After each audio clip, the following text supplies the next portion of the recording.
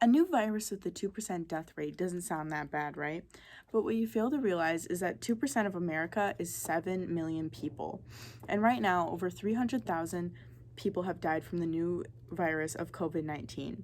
There are more and more cases each day. Hi, I'm Isabella, and today I'm going to talk to you about why people should take the correct precautions for COVID-19. This pandemic has greatly affected myself and my community. Over the past year. Just in March, my grandfather caught COVID and he ended up having to be buried in a mass grave because he lives in New York City. Just a month ago, my dad caught COVID and he was in the hospital for about 3 weeks until he sadly passed away. There are new regulations that help stop the spread of COVID, but a lot of people aren't listening or following the regulations as they should. People need to see how following certain precautions will help stop the spread and get everyone back to their normal lives and help save the lives of other people that are at risk. For us to understand the importance of following these precautions, we have to first talk about how dangerous COVID is. COVID is a highly contagious virus. It's airborne, which makes it even more contagious than a lot of sicknesses. COVID-19 really highly affects people with underlying health conditions, young children, and the elderly. COVID affects the respiratory system, and common symptoms of COVID are fever, cough, headaches, fatigue, muscle and body aches, loss of taste or smell, sore throat, nausea, and diarrhea. Some people have little to no symptoms, or some people it gets so bad that they die from it. But due to rapidly increasing cases, there are little to no room for hospitals. When this affected my family, when my dad was placed in the hospital, they had to send him all the way like 4 hours away for him to get the proper care and a bed in a hospital. So there are barely any rooms in the hospital due to the rising cases. The cases are rapidly rising in the U.S. based on the amount of people, besides the amount of people that are dying every day due to this virus. The virus causes businesses to go bankrupt for them being closed for so long, and it's putting people out of work. So this is causing families to not be able to make ends meet or not have enough money to live on, or just passing by on living on such a small amount of money. This has affected my family as well. The Potawatomi Casino was shut down, so a lot of the Potawatomis, their monthly income was drastically reduced, and it caused a lot of people to be on food stamps and didn't get the resources that they need for their family. Schools have gone to online teaching or in person now. Online classes do not give students the right experience. Like, some students struggle with just learning online, like through a call. Like, some people need to be more hands-on. And if you go into in-person, you have more risk of catching the virus or giving it to your family, even if you aren't high risk. So personally, I do not learn well online, but I don't want to put my family at risk of catching COVID.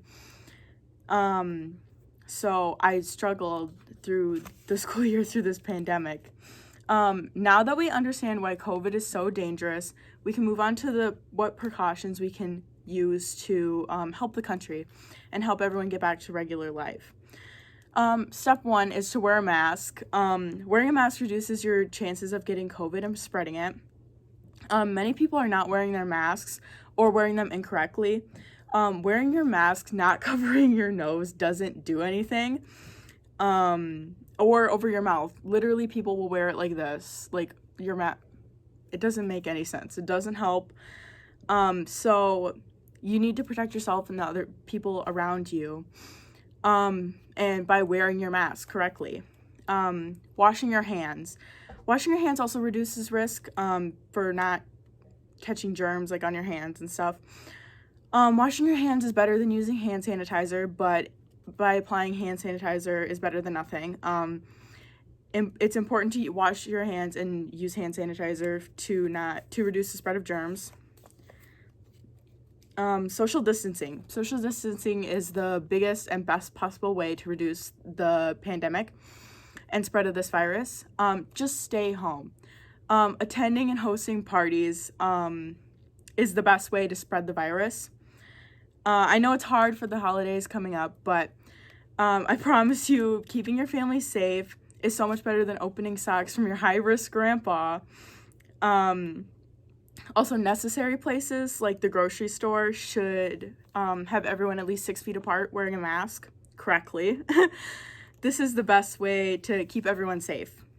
Now that we've gone over the ways to help stop the spread of COVID, we can talk about how this will drastically help our country. The precautions have already been taken by other countries and have gotten rid of the virus completely, or it's very much under control. Many countries have gone back to living normal life, like before the pandemic. Like, imagine living life without your mask. Like, always, like, now I have to go back in the car every time I want to go back into Walmart, and I'm like, I forgot my mask, so, because you can't go anywhere without one. And, like, living normal again and not being afraid of, like, your family members dying, if you are exposed and you don't have any symptoms and you give it to them. So, in conclusion, COVID-19 is a terrible virus and is taking over a bunch of lives in this country every day. And people need to listen and follow the correct precautions, and others are trying to put into place, like the government. And a lot of people are mad at our governor because he ordered a lockdown because we kind of need it. And anyways, other countries have COVID under control, and we are like the last country that doesn't have COVID under control. And these simple tasks like washing your hands, wearing a face mask, not going out partying, just staying at home, and like making sure everybody's safe is the best way to stop the spread of this virus. Imagine going to concerts again, going to the movies again, not needing your mask to go places, going into and living normal life just should be a priority for everyone, and why we should make these precautions and make them stronger so that everybody has to follow them. Doing these small tasks for a while could stop the spread of this virus and the death of so many of our loved ones. And if people would have followed these, maybe like a lot of our family members or older people in the nursing homes wouldn't be gone. So I hope this persuaded you to help stop COVID-19. Thank you.